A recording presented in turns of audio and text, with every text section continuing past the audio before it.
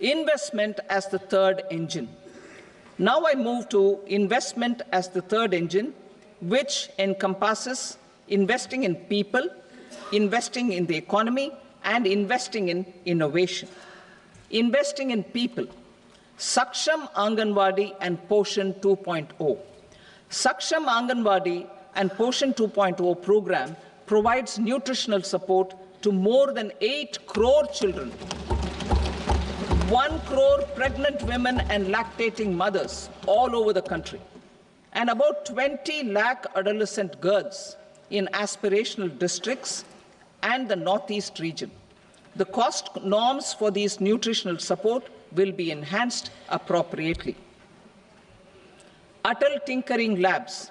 50,000 Atal Tinkering Labs will be set up in government schools in the next 5 years to cultivate the spirit of curiosity and innovation and foster a scientific temper among young minds. Broadband connectivity to government secondary schools and PHCs.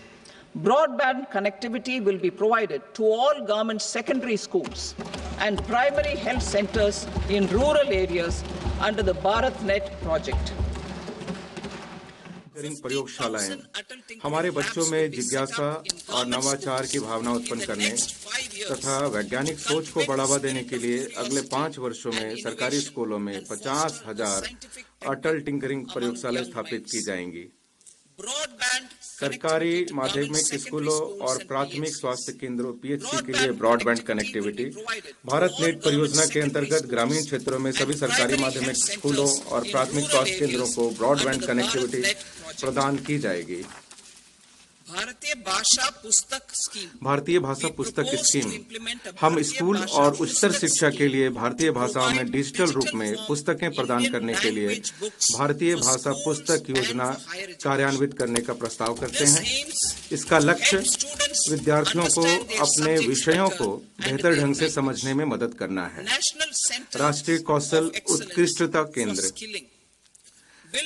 जुलाई 2024 के budget में घोषित की गई पहलों की दिशा में कार्य करते हुए वैश्विक विशेषज्ञता और भागीदारी के साथ 5 राष्ट्रीय कौशल उत्कृष्टता केंद्रों को स्थापित किया जाएगा ताकि make for India, make for the world विनिर्माण के लिए आवश्यक कौशलों के साथ हमारे युवाओं को सुसज्जित किया जा सके। इस भागीदारी में पाठ्यक्रम डिजाइन, प्रशिक्षकों का प्रशिक्षण, कौशल प्रमाणन फ्रेमवर्क और आवधिक समीक्षा को शामिल किया जाएगा। आईआईटी में क्षमता का विस्तार। 23 आईआईटी में विद्यार्थियों की कुल संख्या में 100% की वृद्धि हुई है, जो विगत 10 वर्षों में 65,000 से बढ़कर 1.35 लाख हो गई है।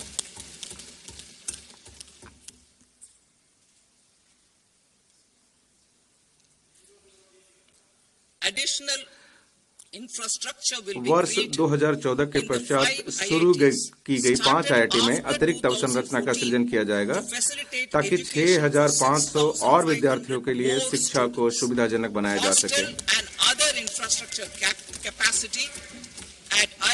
आईआईटी पटना में छात्रावास और अन्य अवसंरचना संबंधी क्षमता को भी बढ़ाया जाएगा। Centre of excellence. शिक्षा हेतु centre of excellence in AI. शिक्षा हेतु एआई में उत्कृष्टता केंद्र। मैंने 2023 में कृषि, स्वास्थ्य और धार्मिक शहरों के लिए कृत्रिम बुद्धिमत्ता संबंधी 3 उत्कृष्टता केंद्रों की घोषणा की थी। अब 500 करोड़ के कुल परिव्यय से शिक्षा हेतु कृत्रिम बुद्धिमत्ता संबंधी एक उत्कृष्टता केंद्र स्थापित किया जाएगा।